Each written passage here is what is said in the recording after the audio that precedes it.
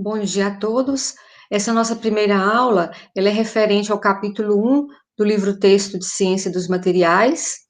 Então, vem abordar, né, vem tratar este capítulo sobre a parte introdutória, né, alguns conceitos básicos e princípio de ciência dos materiais.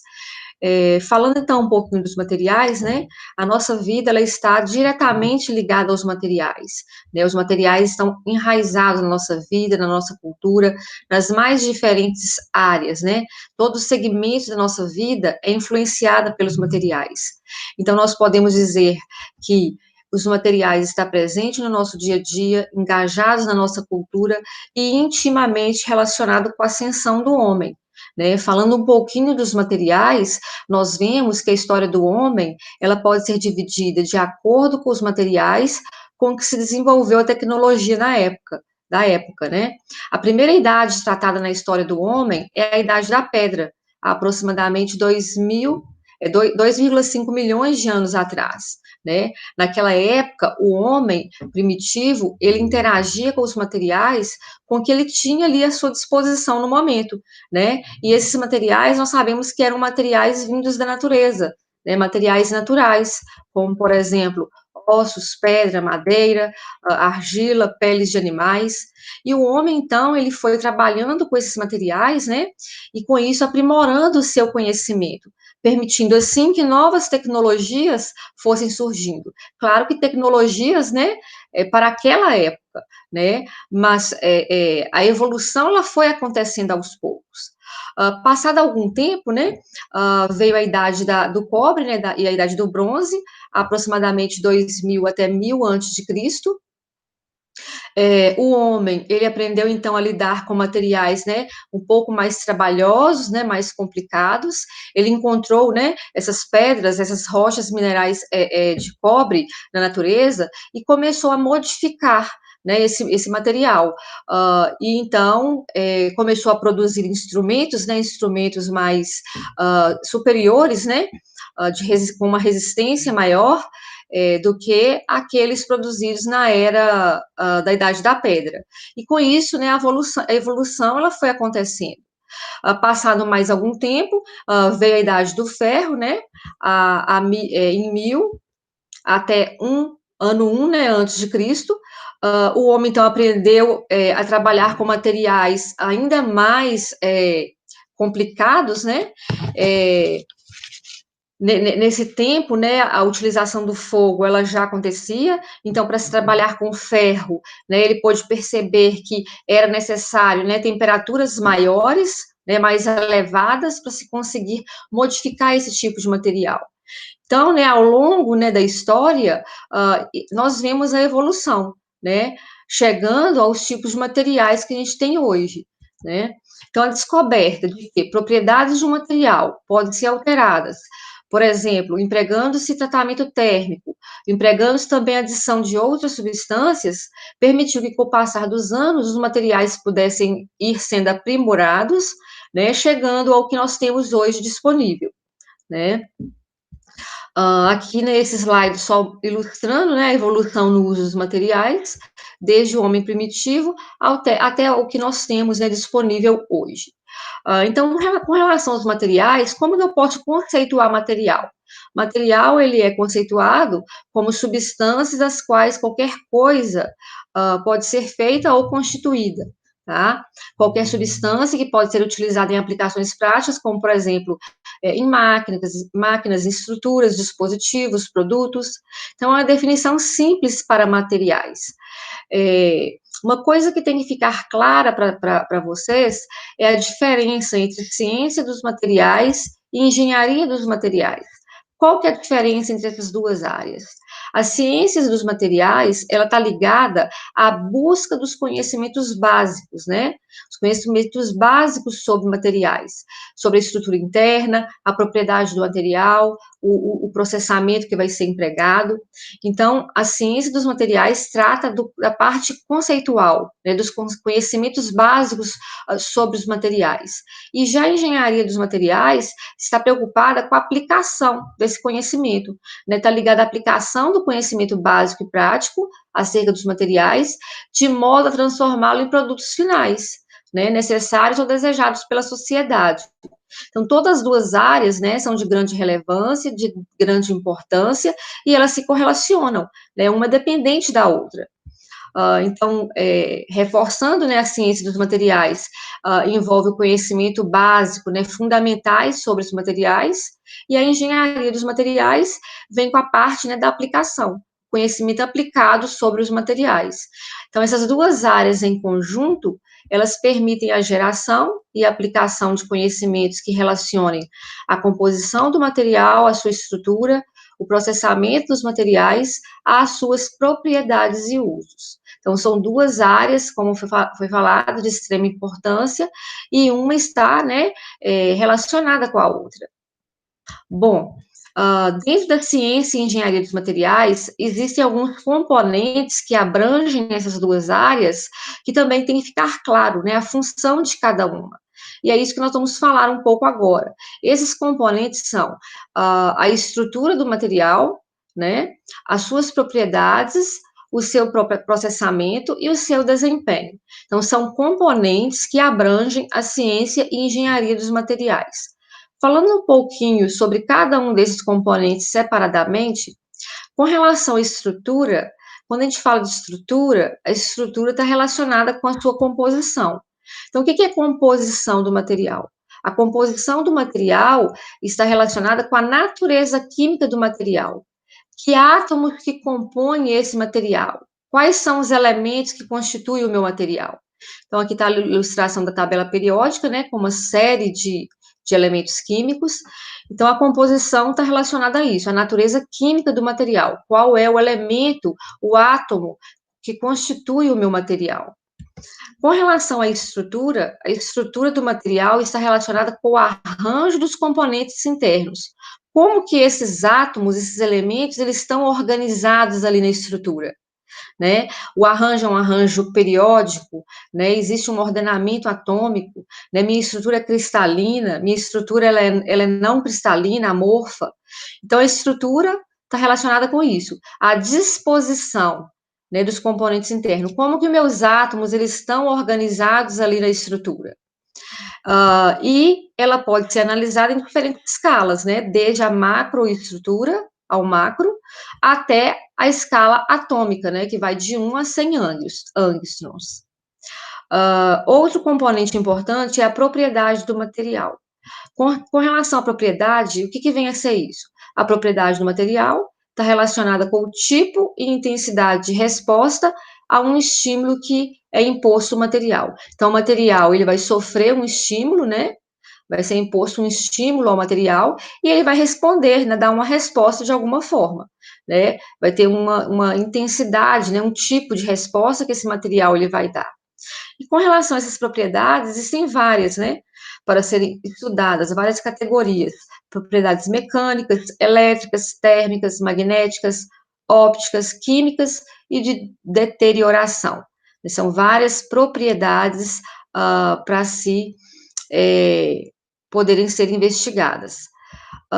Ainda com relação às propriedades, né, falando rapidamente, né, sobre cada uma delas, a propriedade mecânica está relacionada com a deformação que o material vai sofrer quando a ele é aplicada uma carga ou força, né? Existem vários parâmetros para se estudar dentro das propriedades mecânicas, como, por exemplo, a elasticidade, a resistência, a tenacidade, a dureza. Existem vários parâmetros que envolvem as propriedades mecânicas.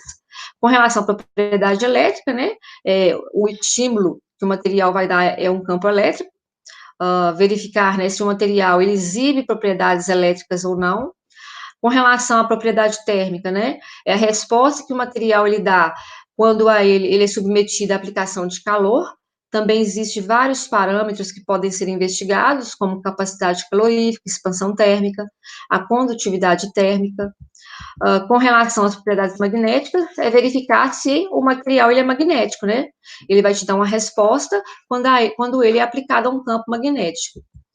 As propriedades ópticas está relacionada com a absorção, né? Transmissão de luz, absorção de luz, a deflexão dessa luz.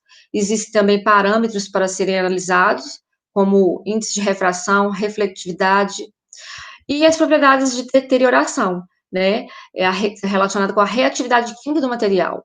Se ele é um material que sofre facilmente corrosão, oxidação, desgaste, né, como que é, né, como que esse material se comporta frente aos processos, né, erosivos. O outro componente, né, o quarto componente de extrema importância é o processamento do material.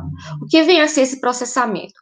O processamento está relacionado com a técnica que esse material vai ser submetido. Conjunto de técnicas para obtenção de materiais com formas e propriedades específicas.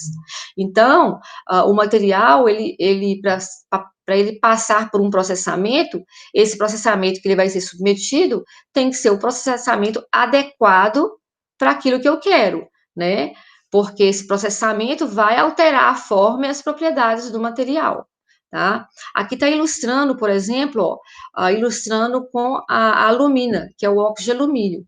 Então, esse óxido de alumínio, ele foi submetido a processos diferentes, a processamentos diferentes, e em função disso, ele mostra características diferentes para essa alumina. Você pode ver que nessa primeira ilustração, você tem, né, o óxido de alumínio como monocristal transparente, no meio, o óxido de alumínio como um policristal denso, translúcido, e por último, o policristal poroso opaco. Então, ou seja, o óxido de alumínio, ele foi submetido a rotas diferentes, né, processamentos diferentes, e em função disso, ele exibiu características diferentes para o material. Então, o processamento de material, ele é extremamente importante. O desempenho do material, ele é dependente de tudo que nós falamos. Ele depende da estrutura do material, do processamento que esse material passou e das propriedades do material envolvido. Então, o desempenho, ele tem relação com os componentes anteriores, estrutura, processamento e propriedade do material. Então, existe, gente, uma inter-relação, né, uma relação direta, linear, entre esses componentes que abrangem a ciência e a engenharia dos materiais. A estrutura do material, ela depende de como o material é processado, e o desempenho do material é função de suas propriedades. Então, existe uma relação, né, uma inter-relação entre os componentes que abrangem a ciência e a engenharia dos materiais. Bom, entrando um pouquinho, né, nas classes dos diferentes materiais, nós vamos falar um pouquinho, né, algumas características dos diferentes tipos de materiais. Será uma coisa bem resumida, porque vocês farão, né, um seminário específico sobre cada tipo de material. Né, os temas serão distribuídos, né, sorteados entre os alunos inscritos na disciplina, e na data determinada vocês estarão fazendo as suas apresentações específicas de cada tipo de material que eu vou citar aqui. Bom, com relação à classificação dos materiais, os materiais sólidos, eles podem ser agrupados em 3 categorias básicas, que são chamadas de classificação tradicionais. Então, os metais, as cerâmicas e os vidros e os polímeros são materiais considerados como tradicionais, tá? Então, aqui tem uma ilustração, né, mostrando a embalagem, né, da Coca-Cola. Aqui a gente pode ver, né, o material metálico, né, a lata, polimérico, né, o plástico, e cerâmicos, né, que é o vidro. Uma outra classe de material que é também importante de estudar é chamada de compósito. O que vem a ser o compósito? O compósito, né, é a união, né, a junção de 2 ou mais materiais das classes dos tradicionais, ou seja, metálicos, polímicos ou cerâmicos. Então, os materiais compósitos é a combinação de 2 ou mais materiais diferentes das classes citadas anteriormente, tá? Nós vamos falar especificamente, né, algumas características dos compósitos mais para frente. Com relação à categoria dos materiais avançados, que são materiais utilizados em aplicação de alta tecnologia, nós temos os semicondutores, os biomateriais, os materiais inteligentes e os nanomateriais. Então, essas classes de materiais são as classes que vocês estarão fazendo no seminário. Então, nós temos os materiais metálicos, cerâmicas e vidros e os polímeros, os compósitos e os avançados, materiais avançados, que são os semicondutores, os biomateriais, os materiais inteligentes e os nanomateriais. Bom, falando um pouquinho sobre os metais, nós sabemos que os metais, né, se você pegar a tabela periódica, a maior parte da tabela são metais, daí a importância de se estudar, né, os compostos metálicos. Os metais são substâncias inorgânicas, né, compostas de um elemento metálico, podem também conter elementos não metálicos, como o carbono, o nitrogênio e o oxigênio. Como eu falei, né, a tabela periódica, a maior parte delas são metais, como pode ser verificado aqui na tabela periódica, da importância, né, de se estudar esses elementos. E algumas características, né, que nós já conhecemos, importantes sobre os metais. Os metais, com relação à sua estrutura cristalina, os átomos estão dispostos de maneira ordenada, então existe um padrão, né, um ordenamento atômico dos átomos na estrutura desses materiais. Os metais são dúcteis, ou seja, são facilmente deformáveis, sem sofrer fratura. Nós sabemos que os metais são resistentes, possuem elétrons livres, por isso eles são bons condutores de eletricidade e de calor, não são transparentes à luz visível, têm aparência lustrosa quando polidos, e alguns têm propriedades magnéticas desejáveis, como o ferro, alguns aços e a magnetina. Então, aqui nós temos algumas características, né, importantes dos metais, né, que devem ser consideradas. Com relação à aplicação, né, nós sabemos que a aplicação dos metais é vasta, né? Coloquei alguns exemplos aqui. O alumínio, né, em latas, o níquel em bateria de celular, o zinco em telhas. Então, em relação à a aplicação dos metais, nós sabemos que ela é vasta, né? Com relação aos materiais cerâmicos, né, a grande maioria das cerâmicas é um composto feito de elementos metálicos e não metálicos. Então, elementos metálicos e os não metálicos são o carbono, o nitrogênio, o oxigênio, o fósforo e o enxofre, tá? As cerâmicas são classificadas em tradicionais e avançadas. As cerâmicas tradicionais nós conhecemos bastante, que é a porcelana, o cimento e o vidro. E as cerâmicas avançadas, né, tem-se o óxido de alumínio, que é a alumina, o dióxido de silício, que é a sílica, o carbeto de silício e o nitreto de silício. Né? O nitreto de silício é uma cerâmica de alta resistência.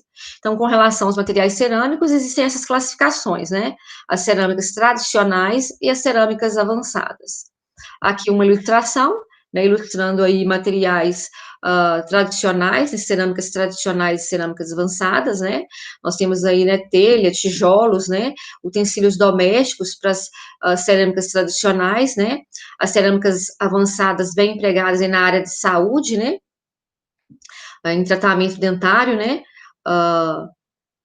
Junção, me parece que isso aqui é algum componente, né, para a parte ali do joelho. Então, aqui só algumas ilustrações, algumas exemplificações. Com relação aos vidros, os vidros, eles são fabricados na forma não cristalinas, né? Então, é amorfo, tá? Então, é o termo geral para sólidos não cristalinos. Se refere a um material cerâmico transparente, né? Que é obtido com o resfriamento de uma massa líquida à base de sílica, né? Então, as cerâmicas, vocês podem ver aqui nessa figura A, né, que existe um padrão, né, um ordenamento atômico aqui, né? Isso aqui é uma exemplificação, uma estrutura de uma cerâmica, né? A estrutura ela é cristalina, existe um padrão, né, um ordenamento atômico. E já que para o vidro a estrutura é amorfa, vocês podem ver, né, que não existe esse padrão, esse ordenamento atômico. Tá? Com relação aos vidros, a sua composição, né, 72% é óxido de silício e o restante do material, óxido de sódio e óxido de cálcio.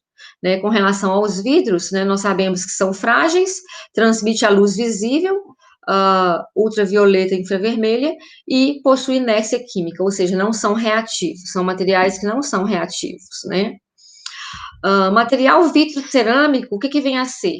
É a combinação do vidro comum com lítio, silício, alumínio e óxidos, né? Esse material, ele exibe características melhoradas, né? Como maior resistência do que os vidros comuns, baixa condutividade elétrica e quase nenhuma dilatação térmica. né? Então, o material vitrocerâmico, ele tem essas propriedades, né, essas características. A resistência é maior do que do vidro comum, a condutividade elétrica ela é baixa e não possui quase nenhuma dilatação térmica. Esse material vitrocerâmico, né, é utilizado para o revestimento daqueles fogões, né, o cooktop, tá? E como que é produzido esse material vitrocerâmico? O vidro comum, ele é submetido a temperaturas elevadas, de 500 a 1000 graus Celsius, e esse tratamento térmico provoca a sua cristalização, né? Ao contrário das cerâmicas sinterizadas, uh, não existe poros, né, entre os cristais nesse material vitrocerâmico. Então, aqui algumas características, né, de materiais vitrocerâmicos. Algumas características da cerâmica são dureza, né, baixo peso, ausência de ductilidade, né, então a deformação ela não acontece, são bons isolantes térmicos e elétricos, são mais resistentes a temperaturas elevadas, são transparentes, translúcidos ou opacas, alguns óxidos cerâmicos exibem comportamento magnético e não são reativos, né, são materiais inertes. Então, algumas características importantes aqui dos materiais cerâmicos. Aqui algumas aplicações, né? Construção civil, né? Louça decorativa no uso doméstico, aqui próteses biocerâmicas. Então, em termos de aplicação, a aplicação dos materiais cerâmicos é também vasta. Com relação aos polímeros, né, os materiais poliméricos, nós sabemos que os polímeros consistem de longas cadeias, né, moleculares orgânicas de carbono e hidrogênio, né, e também tem a presença de elementos não metálicos, como oxigênio, nitrogênio, silício, flúor, né, as ligações envolvidas são ligações covalentes, mas existem também algumas ligações secundárias que formam, né, o material sólido.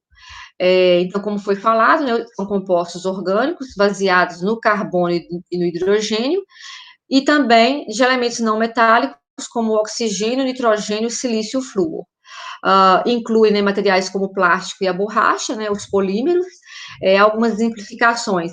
O polietileno e o nylon, na sua estrutura, contém o nitrogênio, os silicônios, o silício, os acrílicos, o oxigênio, e fluoroplásticos contém o elemento flúor na sua estrutura.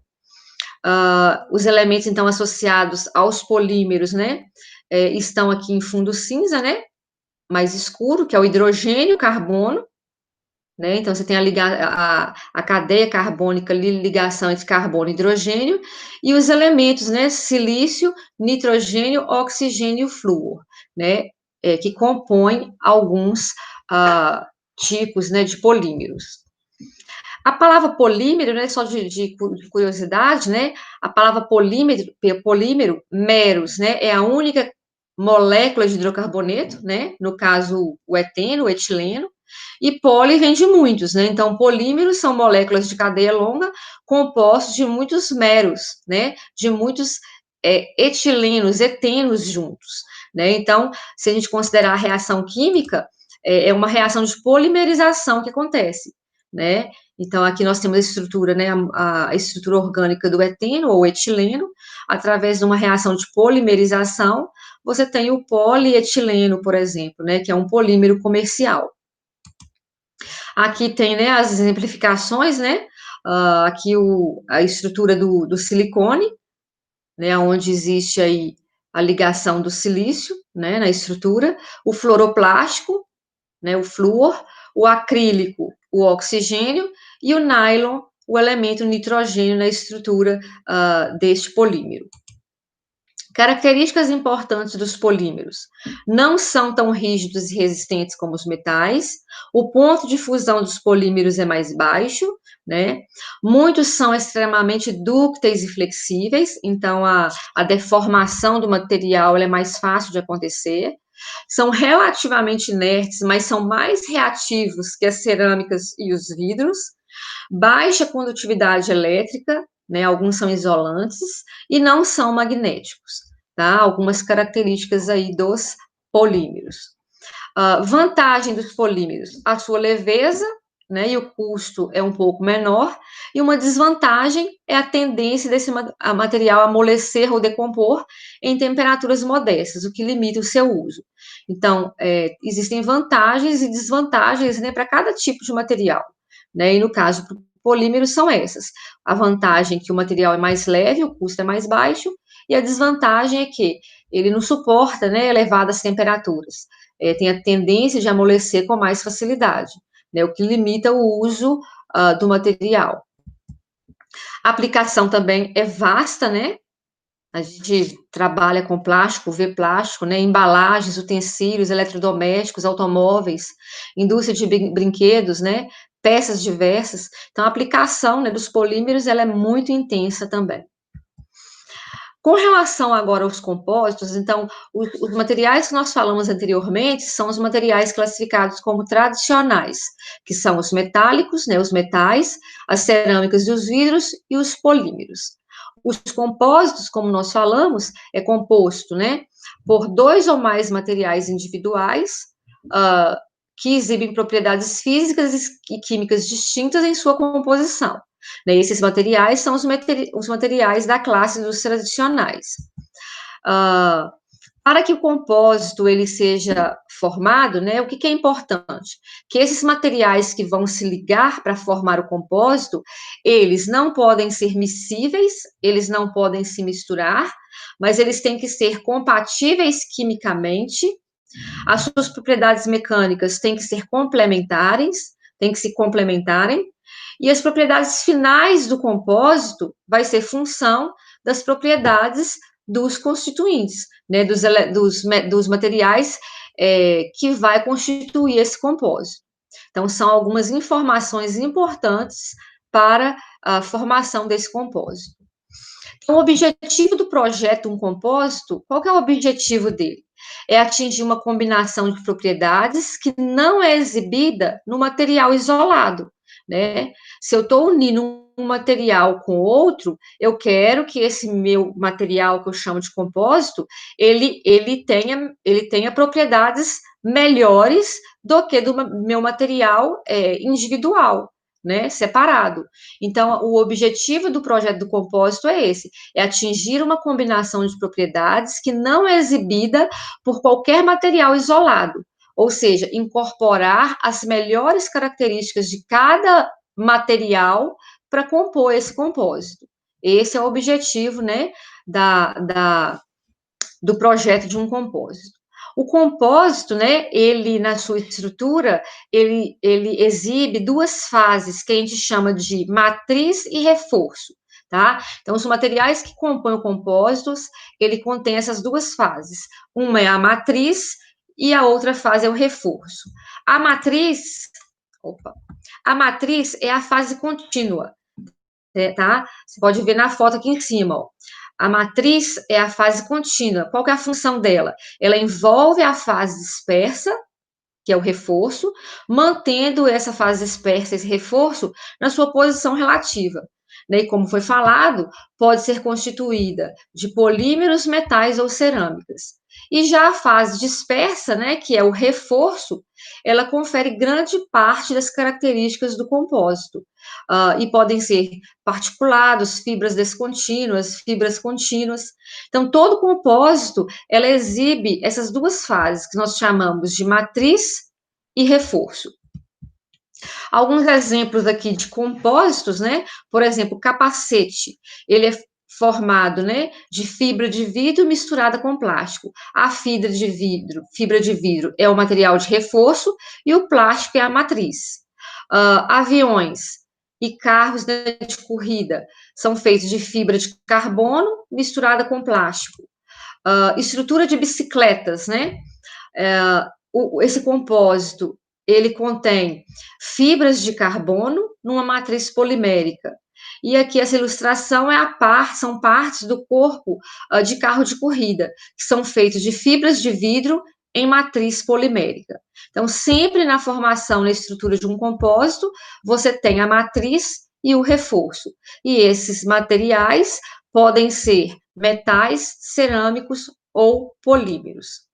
Uma outra ilustração com relação ao compósito é o concreto. né? No concreto, tanto a brita quanto a areia são material de reforço, que reforçam a, a matriz, né, complexa de cimento, tá? Então, no concreto, o cimento é a matriz, a brita e a areia é o material de reforço. Com relação agora a outra categoria, que é a categoria dos materiais avançados, né? Os materiais avançados, eles podem ser de dois tipos, né?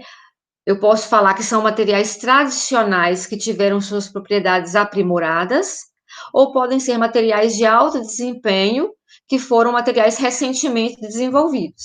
Então, os materiais avançados podem ser de dois tipos, ou seja, pegou os materiais tradicionais e aprimorou as suas propriedades, e aí ele é classificado como avançado, ou materiais de alto desempenho que foram recentemente desenvolvidos, tá? Falando um pouquinho dos semicondutores, né? Os semicondutores é um grupo de elementos compostos pequenos, né? Nós sabemos que são de tamanho pequeno. As suas propriedades elétricas, elas, se comparadas com os outros materiais, ela é intermediária aos metais e ligas, que são condutores, né? São bons condutores, e intermediária entre as cerâmicas e os polímeros, que são isolantes. Então, os semicondutores está nesse meio termo, tá? Elementos que formam semicondutores. Elementos da coluna 4A da tabela periódica: silício, germânio e estanho, tá? Então, atualmente, os semicondutores mais utilizados são de germânio e de silício, muito utilizado, né, em componentes de eletrônica. Tá? Então, aqui está a tabela periódica mostrando esses elementos aqui na família 4A, o silício, o germânio e o estanho. Com relação aos semicondutores, uma característica importante dele é que eles são extremamente sensíveis a pequenas quantidades de impureza. Então, ter-se nos semicondutores o controle preciso da pureza química, e isso vai permitir controlar, ter um controle maior das propriedades eletrônicas. Porque esses materiais, como foi falado, eles são extremamente sensíveis a pequenas quantidades de impurezas. Então, ter-se o controle da pureza química ali do material é você ter o controle preciso das propriedades eletrônicas que ele vai ter, tá? Esses semicondutores, né, esses elementos silício e germânio, eles são classificados como semicondutores simples ou elementares. Por quê? Porque existem compostos semicondutores, como, por exemplo, o arseneto de galho e o sulfeto de cádmio. Tá? O arseneto de galho é usado em materiais a laser, como exemplificação, e o sulfeto de cádmio usado em célula solar, né, para converter a energia solar em energia elétrica útil. Tá? Então, existem os semicondutores simples ou elementares e os compostos semicondutores.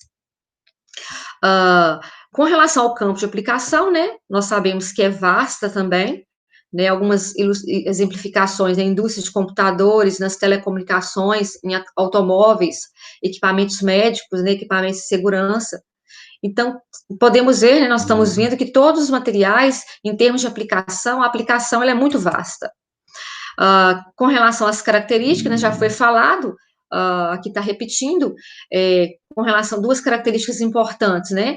Com relação à condutividade elétrica, essa condutividade elétrica dos semicondutores, ela é intermediária aos metais e ligas, e às cerâmicas e os polímeros, e são extremamente sensíveis à presença de impurezas. Bom, com relação aos biomateriais, né? Nós sabemos que o biomaterial, ele pode ser um material sintético ou natural, mas tem que ser compatível com o nosso sistema biológico, né? E eles são empregados, né, para tratar, melhorar ou substituir algum tecido, órgão ou função do corpo, né? Exemplos de aplicação dos biomateriais, né? Nós temos próteses, implantes, lentes de contatos, marca-passos, né? Vasta aplicação aí na área da saúde. Né, aqui está ilustrando, né, as válvulas cardíacas artificiais, implantes de junta de joelho, né, são exemplos aí de biomateriais. Substituir tecidos duros, revestimento de implantes dentários, né, então é muito utilizado na área de saúde, né. Mas, como foi falado, ele não pode reagir com o nosso organismo, né? Ele tem que ser biocompatível com o nosso sistema biológico. Com relação aos materiais inteligentes, né? Os materiais inteligentes são materiais de última geração, né? Que estão sendo desenvolvidos, né? Estão ainda sendo criados, né? Muita coisa já foi feita, já foi criada, já está aí disponível, mas muitos estudos ainda estão sendo feitos. Então, são materiais de última geração que estão sendo atualmente desenvolvidos e têm influência significativa sobre a tecnologia, né? São equipados com sensores e controles, né? E se comportam como sistemas biológicos, tá? Essa palavra inteligente, né? Ela está relacionada ao fato da capacidade do nosso organismo ele sentir mudanças no ambiente, né? Então, essa palavra inteligente é devido à capacidade de sentir mudanças nos seus ambientes e, assim, responder a essas mudanças segundo maneiras pré-determinadas, tá? Alguns exemplos aqui, ó, de materiais inteligentes nós temos motores que se comportam da mesma forma que os músculos, sensores que funcionam como nervos, memória e rede computacional que representa o cérebro e a espinha. E uma ilustração aqui, essa figura, né, é uma pele inteligente para prótese. Essa pele, ela permite o usuário ter as sensações normais de uma mão normal. Então, é um material inteligente feito de nanocristais de silicone recheados de sensores, né? Então, é um material inteligente que foi desenvolvido que permite, né, o usuário ter as sensações, né, ter as sensações normais de uma mão. E, por último, os nanomateriais, né? Os nanomateriais são materiais usados, né, em nanotecnologia, né? Eles são baseados, né, em função do seu tamanho, né? Os materiais possuem graus estruturais da ordem do nanômetro, né, que é 10 a menos 9 metros, ou 1 nanômetro, né, 1 nanômetro é 10 a menos 9 metros, e são objetos de estudo da nanociência e da nanotecnologia, né. Em relação à aplicação, a aplicação dos nanomateriais também é vasta, né, existem vários produtos nanotecnológicos no mundo, né, aqui exemplificações, bolas de tênis, em roupas, esporte, cosméticos. Então, a área de aplicação da nanotecnologia, como podemos ver, ela é vasta. Aqui tem algumas exemplificações, mas não são apenas essas, existem outras, tá certo? Então, nós falamos aqui um pouquinho, né, de cada material, como eu já tinha falado, né, esses materiais vai ser melhor falado, discutido sobre eles nos seminários, né, vai ter um seminário específico de cada material, e importante também, né, a se citar, né, de tudo aqui que nós falamos, com relação à seleção do material, né, quando você vai selecionar um material para um projeto, essa seleção tem que ser muito bem feita, né? A seleção do material é a decisão final do processo, né, de um projeto de engenharia. Você selecionar um material errado para aquele fim que você quer, vai te dar muita dor de cabeça, né? Então, a seleção correta, ela vai garantir, né, o sucesso ou o fracasso do desenvolvimento desse projeto. Então, na seleção do material, você tem que levar em consideração vários itens, como, por exemplo, disponibilidade de matéria-prima. A disponibilidade, ela existe, não existe? Viabilidade técnica do processamento. O processamento que esse material vai ter que passar, existe viabilidade para ele ou não? Propriedades de interesse, qual o desenvolvimento e limitações no uso desse material? Fatores de degradação, né? Esse material, ele se degrada com facilidade, né? Ele é muito reativo ou é um material inerte? Fatores como temperatura, agentes corrosivos, radiações, o impacto ambiental que esse material ele pode gerar, né? Reciclabilidade do produto, né? O resíduo, né, que pode vir a ser gerado, a reciclabilidade, ela é fácil de se fazer, não é? E fatores econômicos, né, o custo total. também é importante de se analisar. Então, como foi falado, selecionar um material não é selecionar de qualquer forma, né? Existe uma série de parâmetros que você tem que levar em consideração nessa seleção para que a execução do projeto, né, que, por exemplo, você está se propondo a fazer, você venha a ter um sucesso na execução desse projeto, tendo os bons resultados finais. Então, né, como foi falado, né, a sustentabilidade, né, do meio ambiente, o custo-benefício, a qualidade desse produto que você vai obter, né, a aplicação, o processo de aplicação. Então, existem vários critérios para a seleção de materiais. Então, com relação a essa parte introdutória, né, são essas informações que eu teria que passar para vocês. Se vocês tiverem alguma dúvida, né, nós temos o dia e o horário para retirar dúvidas referente à lista de exercícios, referente também às aulas, né, nos slides. Então, vocês verifiquem lá o horário, o dia, que nós vamos estar online para tirar alguma dúvida, tá certo? Gostaria de agradecer, né, e nós daremos sequência ao capítulo 2, né, que vai ser a próxima aula do capítulo 2 vai ser com a professora Carla. Então, boa tarde a todos vocês.